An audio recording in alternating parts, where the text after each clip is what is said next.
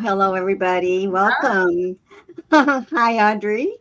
Welcome, everyone, to Beyond Aesthetics, the Business of Beauty.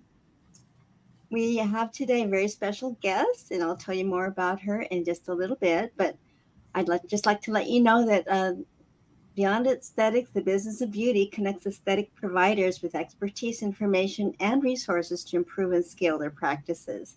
Today, we're so pleased to host a very knowledgeable and greatly respected expert in the aesthetics arena. Audrey Neff currently serves as the Director of Marketing for PatientNow, which provides practice management solutions for over 5,000 aesthetics practices and businesses worldwide. Audrey brings over a decade of experience in sales and marketing, 9 years of which has been in the medical aesthetics vertical. She's a frequent industry speaker on practice development, a published peer review author, host of True to Form podcast, and has held faculty positions for more than 25 medical associations. Audrey's a popular speaker at conferences across the globe. Today, Audrey will be talking with us about a market segment that is underrepresented in the aesthetics industry, millennials. Today, we'll pull back the curtains on this generation of individuals whose commanding buying power should not be ignored. Dialing into millennials' goals and objectives can dramatically increase revenue for aesthetics practices and businesses while serving a generation loyal to brands. Audrey, it's indeed a terrific pleasure to have you on the show today. Thank you for taking time out of your very, very busy schedule. You just got off a plane. I did. And you've landed. You're now in Las Vegas at yet another conference. Which conference is this that you're going to be speaking Yes. at? First of all, I want to apologize. You look phenomenal, Nell, and I'm over here in like a Nike sweatshirt, no makeup. Thank you. I'm here. I'm here for the AAFPRS annual meeting. I speak at every year. So it's the American Academy of Facial Plastic and Reconstructive Surgery. So it's a great conference, and it's in Vegas this weekend. So flight was delayed as to be expected, and ran right into my hotel room, hooked up my Wi-Fi, got this working, and here I am. Thank you. And that is your life. You were telling me earlier that this is not unusual for you. No, it's all good. I just wing it. Very good. You have such wonderful energy. Thank you. I appreciate it. Try to make it as fun as I can, regardless of the situation. Oh, and that's a great way to be. It's a great way to be. It keeps us all young inside and outside. Yeah, absolutely. Good. Young inside's a good thing. Yes, that's very, very good. So can you tell us a little bit about how you came to be Audrey Neff? Yeah, totally. So I'll keep it pretty high level, but I've been in the industry, the medical aesthetic industry, for going on almost 9 years now. So almost at the decade benchmark, which is really exciting. It's an industry I've become immensely passionate about. I've poured blood, sweat, and tears into just educating this industry on industry best practices, particularly when it does come to the millennial demographic, which I know is what we're going to talk about today, which is something I am so passionate about because it was a huge gap I saw in the industry early on that I really made a lot of moves to fill because I knew it was a demographic that we couldn't ignore, and a lot of people weren't talking about the millennial demographic. So yeah, currently, as you said, I'm the director of marketing for the PatientNow portfolio. We are a private equity backed portfolio company. We own multiple different brands, and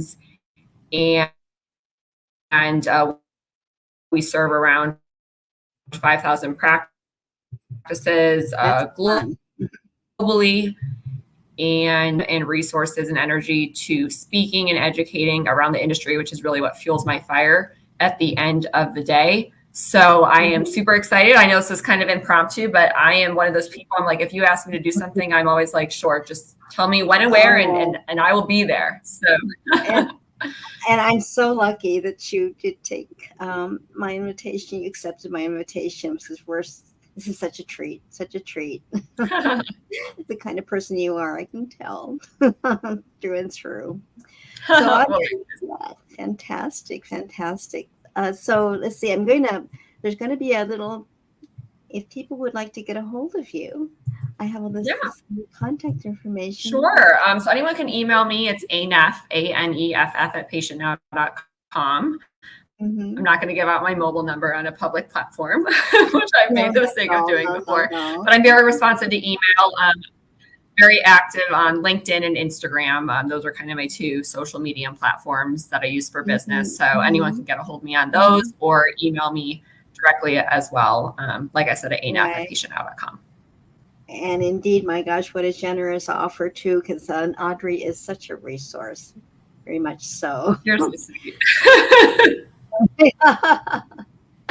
All right, so where would you like to begin, Audrey? Yeah, so I guess if I go back several years, when I first started my public speaking career, probably around 6 or maybe 7 years ago now in the industry, I was actually kind of what fueled all of this. I was speaking at a conference in Miami at the time, and there was a speaker who was speaking ahead of me. I will not name a name of who she was because she's an incredible person I have a lot of respect for. But at the time, she had actually gotten up and she gave this whole lecture on why practices, so this is 7 years ago, let's say, should avoid millennials. You shouldn't pay attention to them. They're poor. They're not brand loyal, all these things. And I remember myself sitting in the crowd, and I was the next speaker up. And I was thinking to myself, like, wow, I really disagree with that immensely, because I know myself, this also comes from myself. I'm a millennial consumer myself. I'm a millennial aesthetic consumer myself. I started getting aesthetic treatments at age 22. And I'm right in the middle of the kind of millennial age gap, which is now 27 to 42. It's a lot wider than a lot of people realize. And I just remember sitting there thinking, wow, I really disagree with this. And why is nobody talking about millennials? Like, everyone was just, the millennial demographic had the worst reputation, I feel like, in the industry, with all these negative stigmas. And I just remember sitting there, I'm like, I disagree with this. And ever since that day, I was like, I'm going to make it a mission to create some content and do my research and start pushing this out into the industry, that this is a demographic and a consumer market that practices cannot ignore. And so fast forward, several years later, I speak on various topics, probably like 15 different topics now, but millennials being my absolute top favorite to speak on. And I ended up eventually spending a lot of time writing a huge research paper that eventually was peer reviewed and published in the Plastic and Aesthetic Nursing Journal. So it's all backed by data in terms of generational aesthetics, what consumer markets have market share, will their market share be decreasing, increasing? And bottom line of the story was that Gen X, which we all know has the majority of aesthetic market share in North America, let's say it's around 41%. And boomers has, I think, 30 something percent. However, those two, which were predominantly the two core constituencies of most aesthetic practices, their market share is decreasing. Like, it's not going to be increasing. It's already hit its top tier, and now it's going down. So millennials, while they don't have full market share yet, their market penetration is still only around 21%. They're the only demographic with full purchasing power expected to gain market share. So while boomers and Gen X have more market share than millennials, it's not going up, it's going down. Whereas millennials, while they have less market share at 21%, they're flowing into this industry at rapid rates. The average toxin user is coming in at a much younger rate, and they're going to be increasing market share. And when it comes to full purchasing power, millennials are the only demographic with full purchasing power expected to gain market share, because Gen Z does not have full purchasing power. And I'm seeing a lot of people try to talk about millennials and talk about Gen Z. Gen Z starts at age 10. 10-year-olds are not getting aesthetic treatments. Like, that would be too early. so millennials is like where everybody needs to focus their efforts on, because if you don't, you're going to be left in the dust 5 years from now, 10 years from now. And unlike the other generations, the millennial consumer group has a lot of unique nuances associated with them. And this is from me doing the research, doing the data, working with thousands of practices, but also just myself being a millennial aesthetic consumer as well. So I have a couple variations of the course I teach, but all in all, if we look at the market as a whole and like just market penetration, market saturation, all of these things, it's a very under-penetrated market overall, even if we put millennials aside. So when it comes to medical aesthetics, and I'm sure you're familiar with this data too, less than 10% of the total addressable market in aesthetics has even been tapped into. In terms of just facial injectables, it's like 7.5%, which is so low. And people think that this market is saturated. I'm like, no, there's so much room for all of us. Like, and that's why I just like when people get hopped up on competition and things like that. Like there's more than enough room for all of us to succeed. Yeah. But at less than 10% market penetration, and with millennials, that consumer group being 27 to 42, being the only consumer group with full purchasing power expected to gain market share through 2027 and beyond, it's like you can't ignore them. You have to have a strategy in place of how you're going to connect with them, build trust with them, and retain them in your practice forever. Right. Absolutely. Maybe, and then we can get into some of the tendencies and the characteristic demographic, psychographics of the millennial. But before we get to that, could you explain for us what you mean by full purchasing power? Of course. Yes. Great question too. So for full purchasing power would equate to you're basically off your parents' payload, let's say, and you're in the workforce. So you're responsible for your own income, let's say. So that's why when we talk about Gen Z, it's like a 10-year-old doesn't have full purchasing power. They're living off their parents, obviously. So there are some Gen Zs, the older ones. So let's say maybe like 22 to 26 probably has full purchasing power. Let's say they're out of school, they're on their own, they're not dependent on parents. That's what would equate to full purchasing power. So millennials, being that they're 27 to 42, that whole group has full purchasing power. And with age also comes more disposable income typically, right? So millennials have now kind of shifted. So now that they're a lot older than people think, like they're approaching, the younger side is even approaching 30 at 27. Next year, it'll be 28. They start at 28 years old.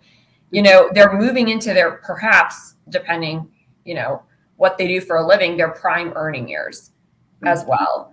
And with that just comes more money that they can start to spend on aesthetic treatments. And something else that is really cool and something to not get lost in is once millennials start getting aesthetic treatments, as any of us in the entire world who have ever gotten an aesthetic treatment before, we know what we look like when we stop getting them.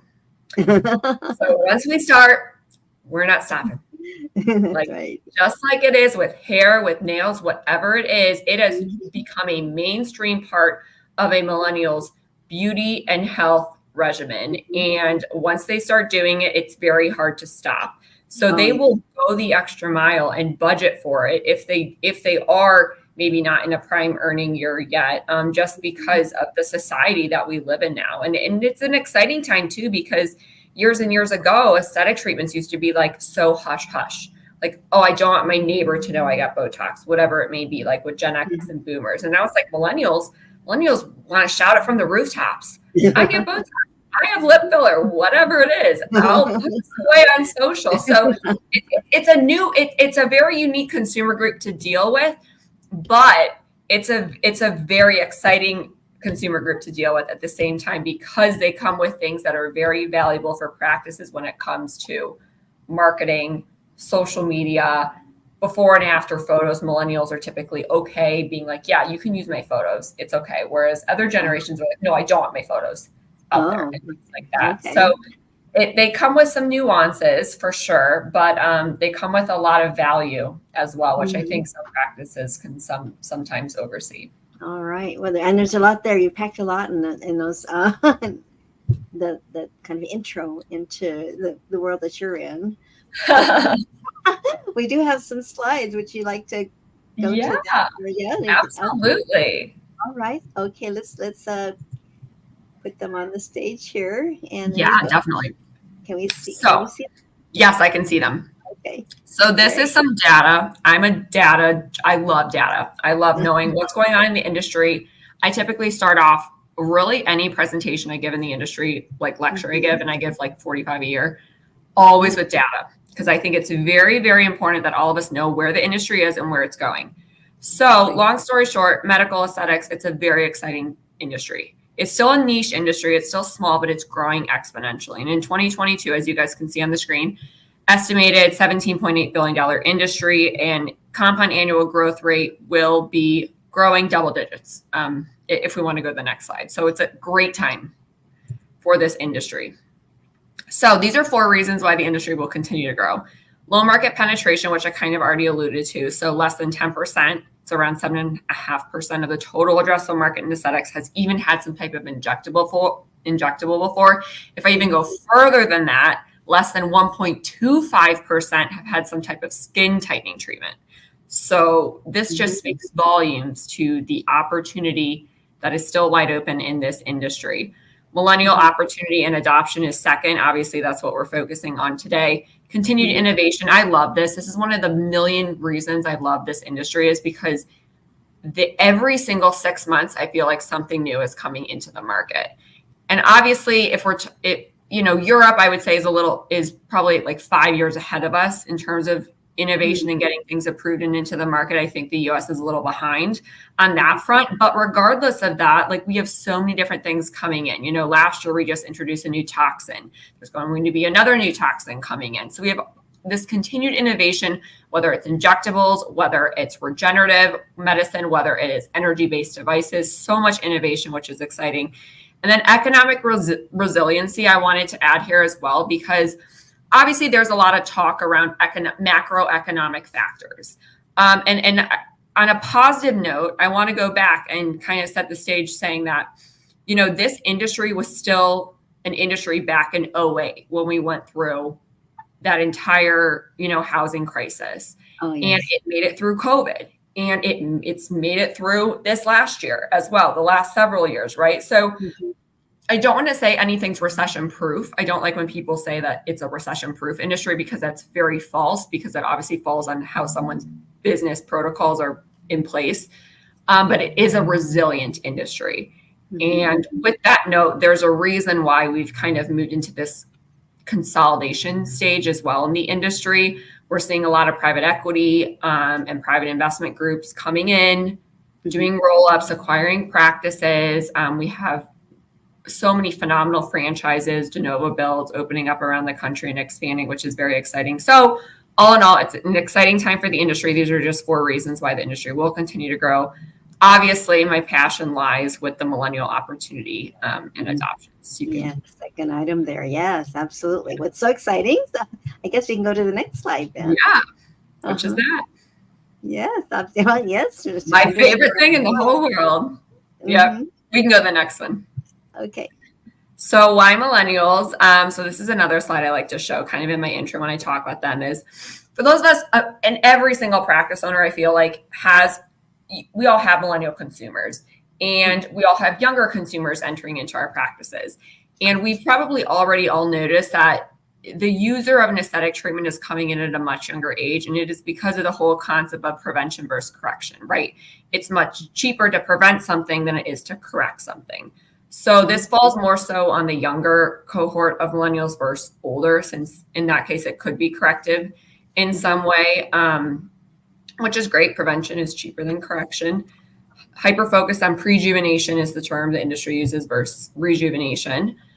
Millennials spend $600 billion in the US each year. They also account for $500 billion in indirect spending through parents or guardians. I think this one's big because millennials are actually a super influential generation. And I don't think people give them enough credit for this. Millennials are highly influential in generations other than their own.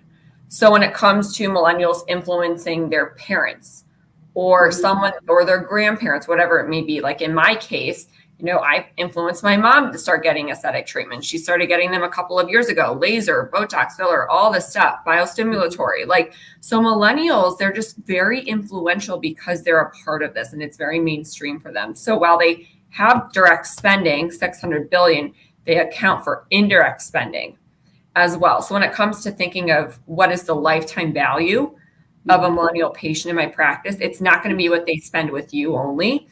It would also equate to referrals that they bring to your practice. So I think that's something else that a lot of us shouldn't lose sight of. And then wider social acceptance, we kind of touched on this. It's mainstream, it's normal. I wouldn't even think twice about saying, yeah, I'll be right there. I got to go get my Botox touch up, whatever it may be. It's a normal thing. No one thinks twice about it. And it's a great thing for our industry as well, because now that the millennial generation that's how they think mentally with it, that's going to fall down to all the generations that come after them. So it's a really, really good thing for the industry that it's become so mainstream with millennials. That's going to fall right into line with Gen Z, and then whatever is after Gen Z, I guess, not even born yet to 9 years old. So, but when they eventually enter in, we'll be even in a more exciting time with more innovative products and all these things, and it'll be a normal thing. So the industry is going nowhere but up. And then, of course, because they start earlier, they have a higher patient lifetime value. So they're just worth more because they start getting treatments at a younger age. So, going to my story, I started getting treatments at age 22. And if we take into account what a millennial could spend in 5 years, 7 years, 10 years, I mean, that's tens of thousands of dollars, honestly. You're so excited. I feel your excitement. It's just it's true though. And people think of it like, oh, they're just gonna come in for tox and filler and blah blah blah. But if you actually take a step back and calculate, okay, let's say I do a great job at my practice at getting them on comprehensive treatment plans. I have a membership program. I do all the things right in my practice. Let's calculate what they will spend over the next 5 years, 10 years, 15 years. It is so much money. And I think when you think of it like that, long-term versus a single visit, it's kind of like something goes off, because it's very, very different. So losing a millennial opportunity, let's say, over the phone, you didn't do the right job in the consult, whatever it is. It's not you lost $1,000, $500, whatever it is. You lost $50,000, let's say.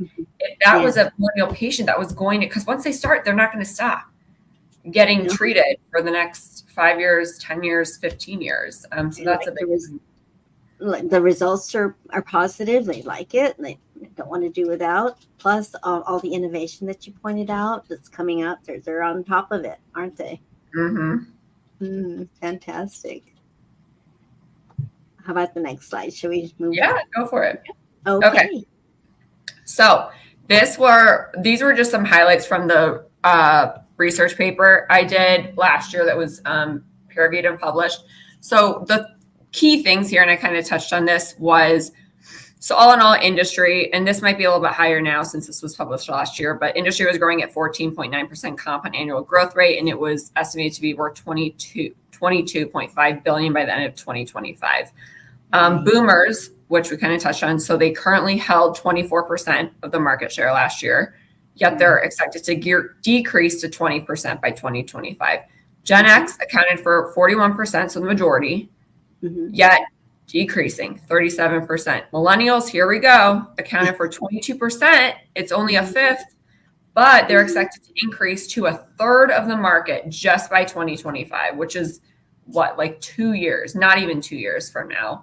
So long story short, this is why we have to pay attention to them, because if we don't, we're gonna struggle and we're gonna have problems if we're throwing all our eggs in the basket of Gen X and Boomers and we're not focusing on what millennials engage with, how they build trust with providers, how they choose providers, how they what they value, their core values, all of these things. So that those are just kind of the highlights from the paper I did last year, which is very lengthy. I would never want anyone to read it. It's very boring. You are proving you are a data person. I am data driven. Yes, data driven. Absolutely. Well, that's really exciting, and the fact that you are published, and in reviewed articles. So it's there's these are not articles to Not be made taken up. No, it's lightly. real. No, they're not made up. They are real. They're totally credible. Okay, and then inside the medical aesthetic industry, that globally you have there's only 10% penetration. Yeah. Wow. Like we said, less than 10%, which is why Yeah, millennials, you got to pay attention to them. It's been absolutely. And like, those who do are going to be reaping the benefits long oh, term. absolutely. Absolutely. That's a really powerful message. Mm-hmm. Wow. Okay. And then here's your contact info. And it's also rolling across the bottom of the screen. Fabulous. Okay. That was fun. Yeah.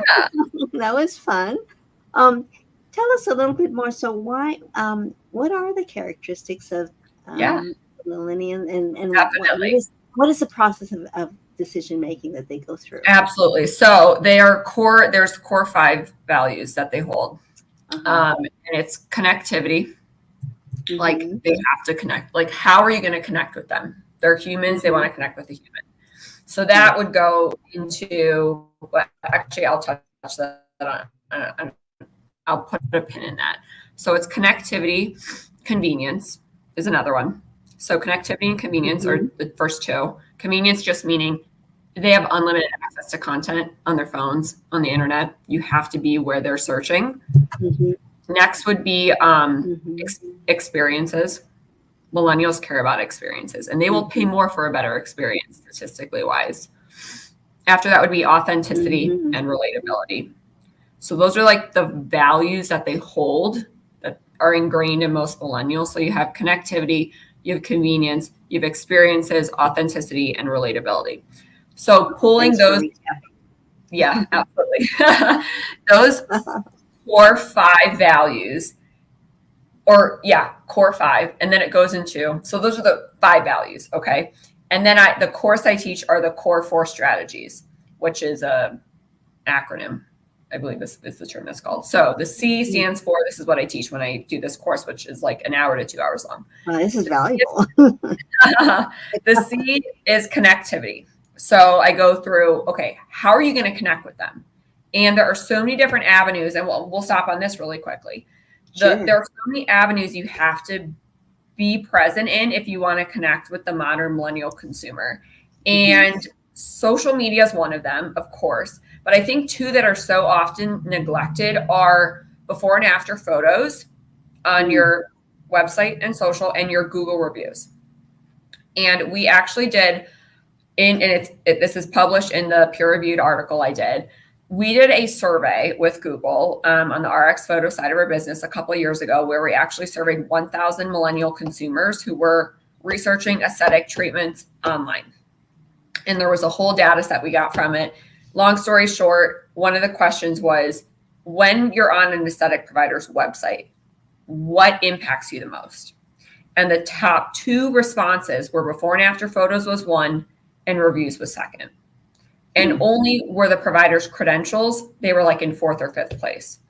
So while credentials are important, training is important, clinical expertise is important, before and after photos and reviews are more important to the modern millennial consumer. And so often practices just, they put these on the back burner and they just don't think about them. And they're often very cheap fixes. Photos, just make sure you have a designated area in your practice or areas where you have consistent backgrounds, consistent lighting, tools to help keep angles. I'm biased, but RX Photo is an app we own, and it ensures every angle is perfect every single time. You can never not have a perfect photo, a before and after photo, because there are basically angles, digital angles that match up every single sequence, whether it's side face, front face, breast, butt, lips, whatever it is. So from that perspective, if you have all these things in place, your photos need to reflect your work. If your photos don't reflect the work, how is a millennial consumer going to know that? Because you could be the best objector in the world and you got phenomenal results. But if your before and after photos don't reflect that, and I'm looking at your gallery and I'm like, it's so cheap fix, and it's something that impacts them a lot. Yes. Wow. Wow. I think, wow, it sounds like there's a lot of underestimation as to how Mhm. important the before and after photos are. And even the minute detail of having the positioning of the areas of the body or the face Mhm. positioned exactly right. So you're comparing apples to apples, Yeah. the same view of the same feature. So they can be direct comparison of the before and the after. So that's why Yeah. it's so critical to have precise before and after photos, positioned Very. exactly the same.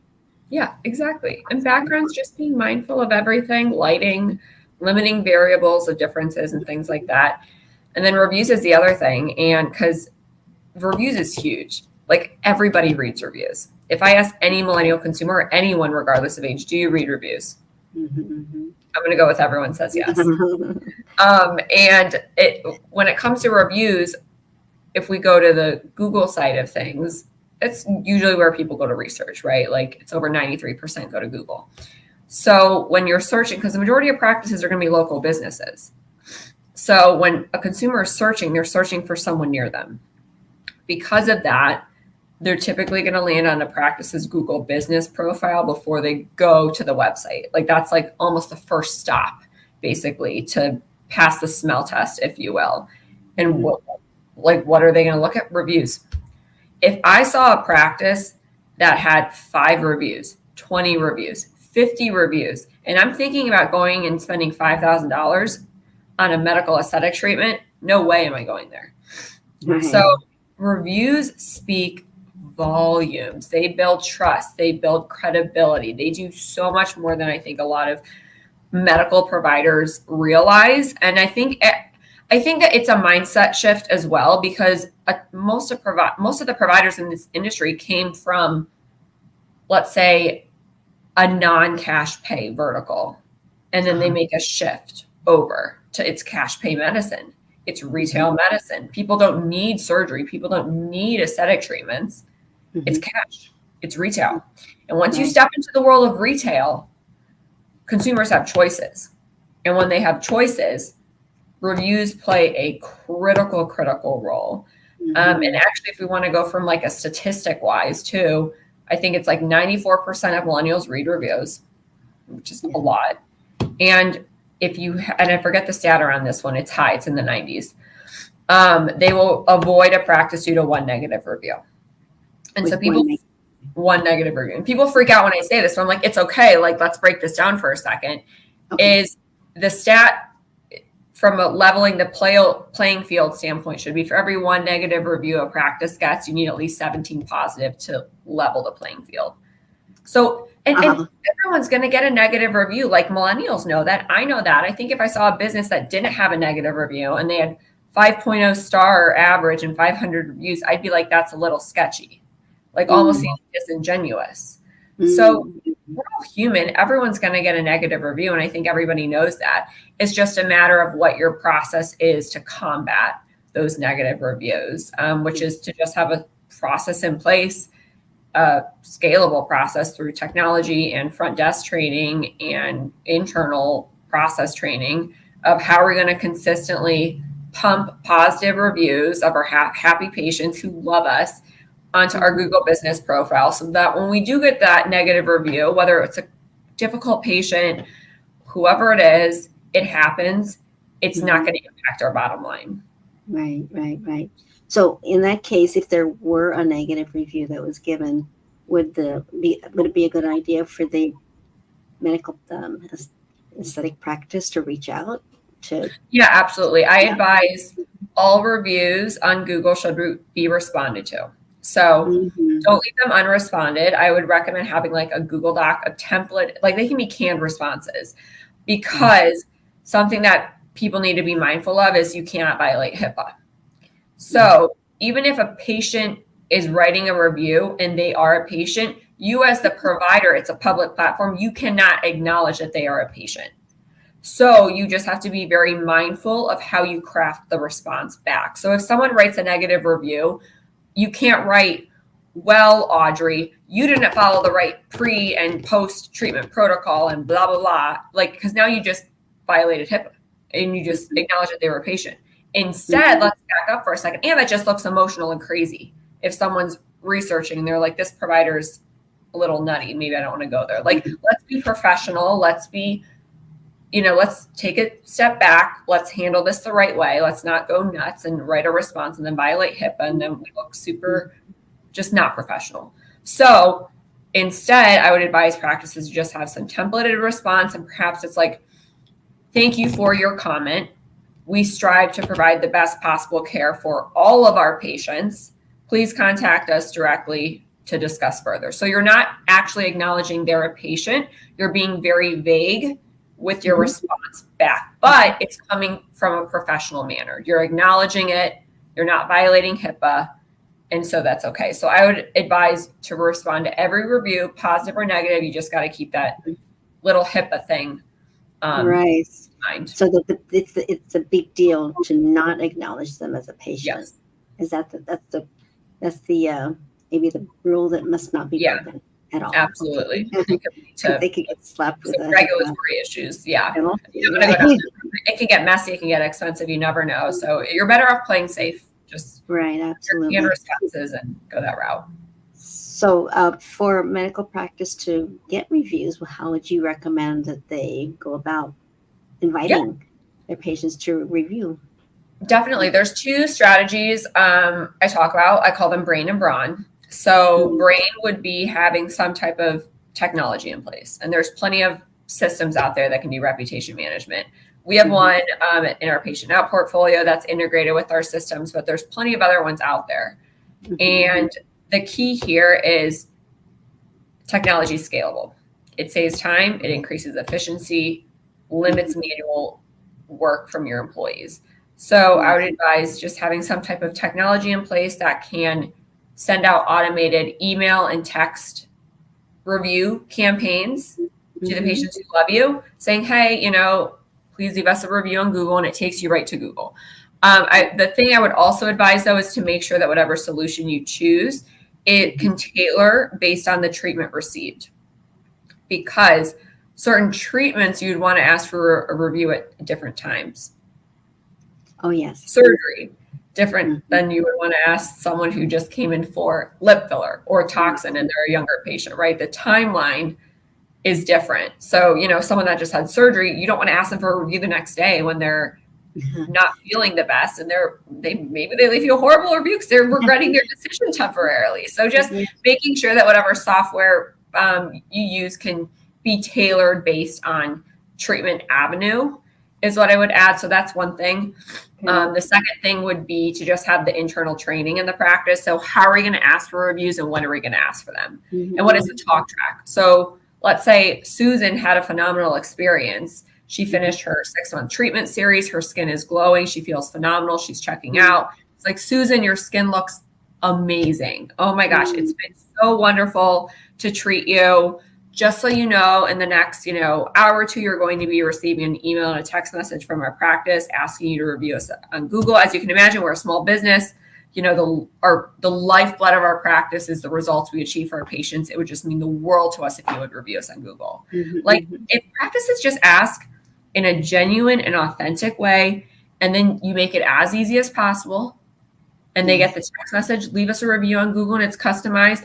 As a millennial consumer, if I'm feeling great and they already asked me in that kind, authentic way, and then I get a text message with the link to go review, I will do it 110%. So it's just a matter of having the processes and technology in place and just being genuine about it. And if you do all of those things, you will increase your Google reviews. And so many practices are like, people don't leave reviews. They'll never leave reviews. That is so false. I cannot tell you how many practices we have onboarded with this training, and they have went from like 3.8 stars on Google to 4.8. So it works. It just has to be a priority, and there has to be the training. There has to be the technology. And of course, you have to be providing the best experiences for your patients, which doesn't fall on us. That falls on the providers. But if you do all those things together, I promise you will drive more reviews to your Google business profile. So it's kind of a combination approach. And people sharing the great experience that they had. Yeah. at the practice and wanting to support the practice that now they've adopted and are loyal to. They're going to keep coming back, and they want their friends and family to join them in this great experience as well.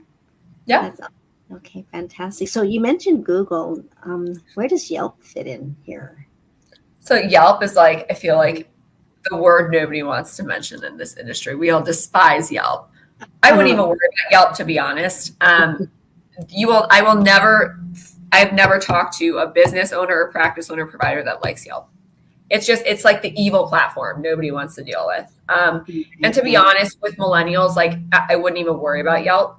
Google reviews is going to be where you need to focus on. Where they're at anyway, doing their research. Yelp's going to just annoy everybody no matter what for all of eternity. Google reviews is where you should focus your efforts on. Put Yelp on a Post-it note and put a pin in it and just forget about it, because it's a very difficult platform to deal with. Yeah, and the majority of if we're talking about millennials, it's going to be your Google reviews is where you want to really focus your efforts. Yes, it's trusted. It's a trusted review. It is more trusted. I think most consumers know that Yelp is just not, like, to me, it's just not a trustworthy platform. Maybe manipulation is handled in the background. Even for restaurants, like I don't even trust Yelp for restaurants. Like I'll read OpenTable or something like that, or Google, but I'm not Yelp. I just don't even venture to. They've dug their own grave. Yes. Oh my gosh, yeah. So that is what happened. So an experience. So can you describe for us what an ideal experience looks like? Yeah, definitely. Experiences are big. So my advice here would be millennials, as I mentioned earlier, they will pay more for a better experience. And I feel like that's opposite of what most people think about when they think of millennials. They think that they're very cheap and shop around and blah, blah, blah. Do they do their due diligence? Sure. But they value experiences, which goes hand in hand with a relationship.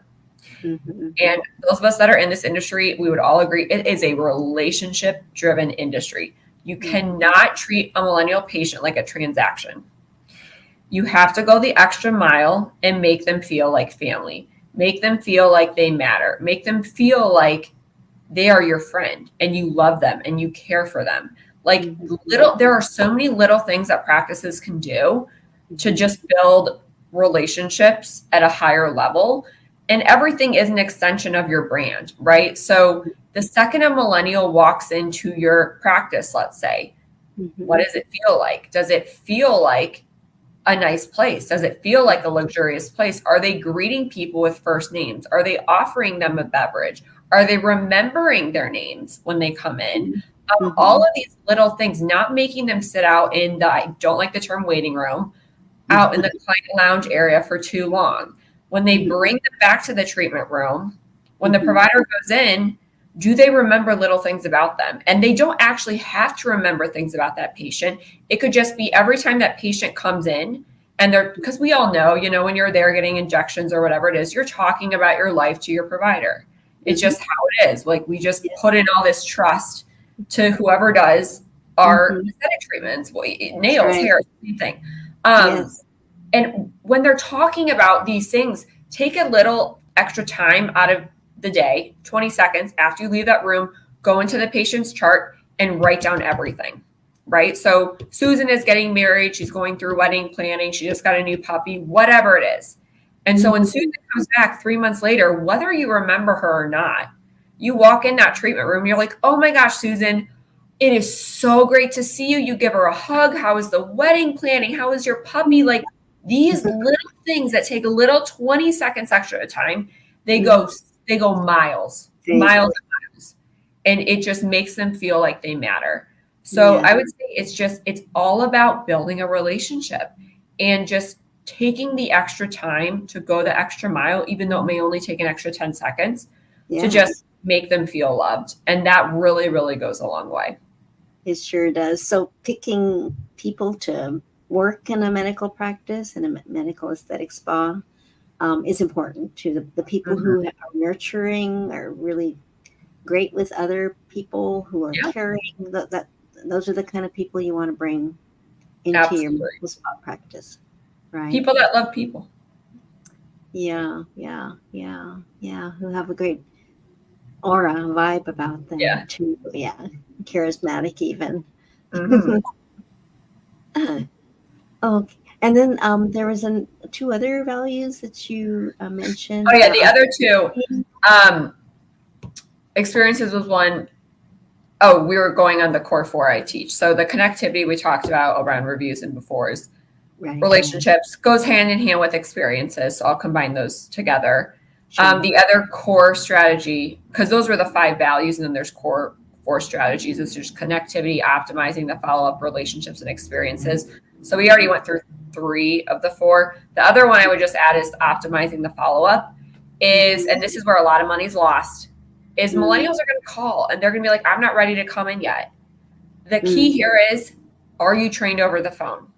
Are Mm-hmm. you trained how to ask for get them to come in for the consultation? Are you trained on getting contact information if they're not ready? And I Mm-hmm. cannot tell you how often I mystery shop practices, and it could be the kindest person in the entire world, but she's not trained to get my info. So then I call practice B in another on another street, in the same city, and they get my info. They follow up with me when I'm ready to come in. I go there, and they could have been a worse injector, a worse provider, a worse practice, but because they followed up with me, I go there. So it's just Mm-hmm. it's a revenue, it's a profit leak, I would say. Is so you need to connect with them to drive them to your practice, and then you need to follow up with them like that. It's just I feel like it's where the front desk is where a lot of money is lost. It's where a Mm-hmm. lot of money is made or a lot of money is lost. We Mm-hmm. don't want to be on the side where a lot of money is lost. So that's the other strategy I teach, which I go Yeah. in depth to. There's no time for that for this Yeah. one. But yeah, it's really just connecting with them. What do they engage with? How are you going to follow Mm-hmm. up with them? You have to follow up with them, bring them in, and then create the best relationship and experience possible. If you do all of those things effectively, Mm-hmm. you will build a loyal millennial patient base in 2023 and beyond, no doubt. Yes. Yes, and everybody they touch and have influence over, they will be Yeah. in Yep. to experience the same wonderful experience at the medical spa. Is there Yes. something that you've experienced that really stood out in terms of what a medical spa or an aesthetics practitioner was doing that was really special? You Or know something what that's for me, hmm it's just remembering little details. yeah, oh So right. I've become friends. I have two providers now, Mhm, but because I recently moved, but and the thing that I love is they mhm. actually have become friends of mine. So Awesome. I think it's the relationship, honestly. Like when you build a relationship with a millennial consumer, you will Mhm, not another practice will not be able to steal them away from you. I will gladly pay 30% more mhm, to stay with my provider. Like, mhm. forget about it. I'm not changing. So it's really for me, it's all about the relationship. And I speak for all millennials as well that have the same values I do, is it's all about the relationship. You build that relationship, you provide that experience, of course, good results, Yeah. but it's personal. It's a personal Yes, business. yes, and we could underscore that it is personal. A practice that knows so much of your own personal details in your life, and you're achieving a goal together. A plan for achieving the goal that the patient would like, that I would like, um, Mm-hmm. and having that authenticity, the Yes. caring, and the remembering of That's all we detail. care about. Yeah. Yeah, uh-huh. It really feels, yeah, feeling special, Mm-hmm. important, and loved. Yes. Yeah, yeah, that's great. Are there any other things that you'd like to mention about this millennium? Yeah, sure. I guess the one thing I didn't even touch on would be Yeah, going back to the connectivity. yes. I will say something I didn't touch on was we can go into social media for a Okay, couple yes, minutes please, because I think please, that's something that we can definitely talk about. So, please. and I recently actually just was in, I think, Connecticut 2 days ago, speaking at a Sinclair event on this exact topic. So, when it comes to social media, I feel like it's a very intimidating topic. You're like, oh my gosh, there's all these platforms. What do I do? What do I focus on? When it comes to millennials, Instagram is going to be your bread and butter. People get consumed in TikTok, and that's great. Should you be on TikTok? Sure. But from a monetization standpoint, Instagram is still going to be your top platform. And the reason being, it is visual. Is TikTok visual too? Yes. But Instagram is more visual just because it's a more comprehensive platform and it's been around longer. So, and I will say, in terms of what to post, let's say, this is what practices get kind of confused on. Like, what am I going to post? Right. I still see practices to this day that are paying thousands of dollars to a third-party social media company to post stock photos on their Instagram. Oh. Stock photos don't do anything. Like, that is not engaging in any way, shape, or form. People want to see people. Millennials want to see people. So when I talk to practices about this, and I have a whole hour course I teach on Instagram specifically for millennials, is post your providers, post your patients with consent. Of course, you need to be mindful of consents. Your providers, your patients, your practice, like the people behind it. Like, who are you as a business? You're not your logo. Like, that's a part of your brand, sure, but who are you? You are your people. Like, that is the lifeblood of your practice, are your providers and your staff and your people. These are the people that, if you rip them out of a practice, you want to have a practice. Right. So showcase your people, showcase your patients. Like, that is what resonates with millennials. From an algorithm standpoint, right now, it's really, really great to have a strategy around Instagram Reels, because they, as we all probably already know, and I apologize for this lighting. This hotel room is not flattering. Instagram came out with Reels to compete with TikTok, and the algorithm loves Reels. Like, now we know that when you go to Instagram, there's the Reel feed, and it's the same thing as TikTok, basically. Focus on Reels. I would post a Reel every day. And I feel like people overcomplicate Reels as well. Like, it can be as easy as something that takes you 30 seconds to do, 3 minutes to do. It doesn't need to be this super complex thing that you spend an hour trying to perfect, and then you just stress yourself out and you get really disheartened, and then you're like, I'm not doing that again. Make it simple. If you don't know how to post a Reel, there's YouTube. YouTube has to create a Reel, for dummies. But we have so many resources that are free at our fingertips that we can take an hour and go on YouTube and figure out how to do them, or just start playing around with it. I would also advise that hiring an in-house social media person will be one of your most powerful hires you could possibly do in your practice. And I think people are like, I don't have time to do social media and blah, blah, blah. And I understand that, because social media is a full-time job. I totally agree with that. And something else I will add is, people say social media is free. It's not free. Your time is not free. If you're a provider generating revenue for your business, your time is not free. Your time is money. So I don't agree with that. It's free. Is it a free platform? Yes. But to do the work, it's not free, because you're either costing yourself time, or you need to go hire someone. But I would advise hiring someone, because you're the one that needs to generate doing treatments and procedures. You need to be the one in your practice doing that. So whether it's a first-time grad, whether it's an internship, Gen Z, young millennial who's hungry, savvy on social, whatever it may be, if you can bring someone in-house to do your social media, I would strongly, strongly encourage that. There will be an ROI on that employee, not from just a brand standpoint overall, but from a lead generation standpoint, educating your existing patient base. You can get creative with the compensation plans around it too, because it's a non-medical employee. So maybe there's bonus structures based on leads they generate from their social efforts that make them more motivated in their role to be successful. But Instagram's going to be big. Showcase your people. Have a strategy around Reels, and just monitor the progress. So, for instance, you maybe have an interview with one of your people talking about practice. Totally. Like, showcase your providers, or let's say you have whatever your medical grade skincare lines are. Let's say you have Obagi and Skin Medica, and you have some of your skincare experts or providers being like, these are my favorite skincare products. This is what I use every day. Just fun things that you can do that. And the thing is, it at first it might be like pulling teeth. But once you start getting your people involved and they start seeing your social media grow, it becomes like, oh, let's do more.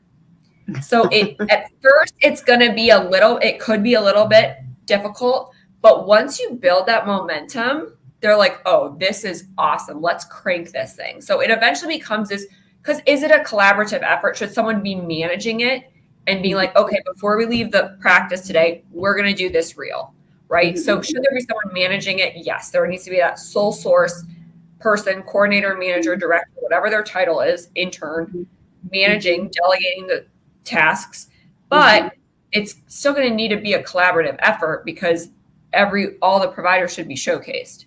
So, but eventually it gets fun.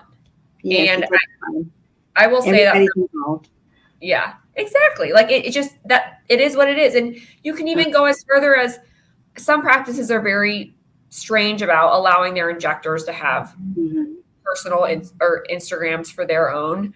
I personally don't think that you should be micromanaging. I don't think that creates the best culture. So I'm a fan of if you create, first of all, I'll add this, culture is big. That's a whole nother topic. If you create a phenomenal culture in your practice, you're going to not have to really worry about employee churn. So allowing your providers to still have their own Instagrams. They have their injector Instagram, their cool sculpting Instagram, whatever it is. And maybe you can do cool collaborations with them on social media and things like that.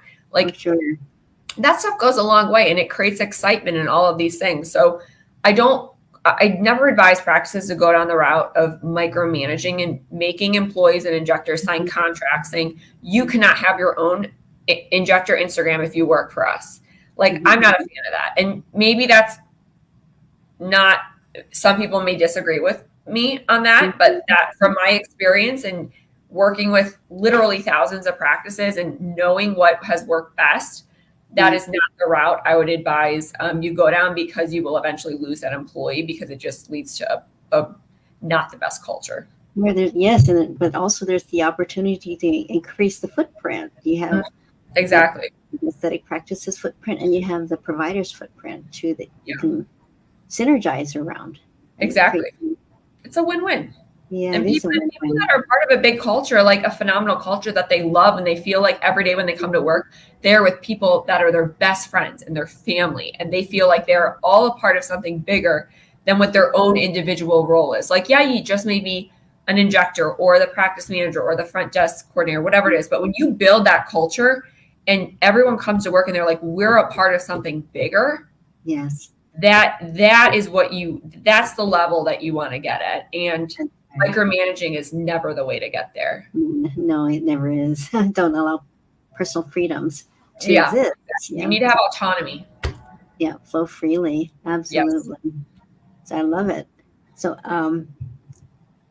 so that's big. Getting these tips on social media and posting. And do you have a calendar that is a social media posting calendar something you recommend? Yeah, I think calendars are great. I would advise practices use Canva as a really cool tool, and it's free. You can create your content calendars and things like that. I think it's easier if you kind of have whoever your person is that's going to do it. Creating a content calendar, for the most part, it just organizes everything better versus being completely on the fly.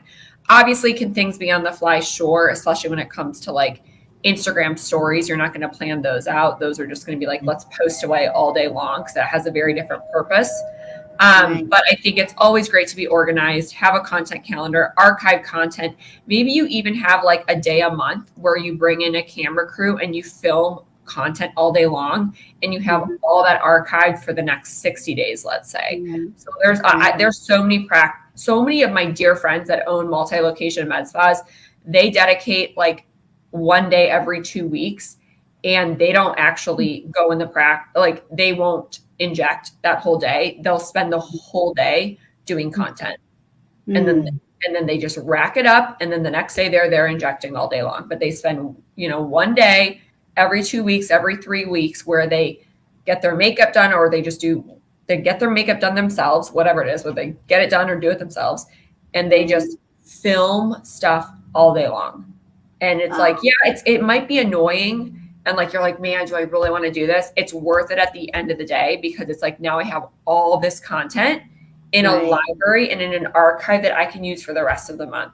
So it's just an efficient use of time. And maybe it doesn't need to be a work day. If you're closed on Saturday, I mean, if I was a practice owner, I would go in on a Saturday with maybe some of my staff members, give them an extra bonus, whatever it is. And we're like, we're going to film all this content, whatever it is. Like, and just have what happens.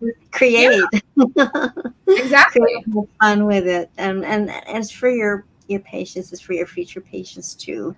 Sharing yourself authentically like that, candidly. It's so refreshing. Yes. Gosh, I feel like there's so much more we could be talking about. And maybe in the future, if you don't mind, I'd love to have you back. Of course. This was so much fun. I really enjoyed this, Audrey. And, likewise. I appreciate the invite. I'm there anytime. I love stuff like this. Cool. So do I. You're just such a pleasure. And thank you. Thank you for likewise coming back on in the future. Just let me know when you're available. We'll do it again. But we'll cover other topics too, because your company, PatientNow, has a lot of offerings to it. We haven't even talked much about that, but that's something that maybe we can talk about the next visit. Sure. Absolutely. Would be honored. Oh, the honor would be all mine. All right. Okay, so we'll have to say goodbye for now, but this conversation will be continued. Fabulous. Sounds like a plan. Thank you so much, Nell. It's been a pleasure. Oh, terrific. The pleasure was all mine. Really enjoyed you and all the gems that you loaded in on us today. So much useful information too, and given in a joyful way. Thank you. Thank you. I appreciate it. Okay. All right. So we're going to be closing our episode for today. And I just want to remind everybody that we will be on the air again next Wednesday. And next Wednesday, we're going to be talking about artificial intelligence, how to be using it in your medical spa practice. So until then, next Wednesday, the show will actually be at 2:00 Central Time, and we'll be a little bit broadcasting a little earlier. All right, so bye for now, and thank you for joining. Thank you.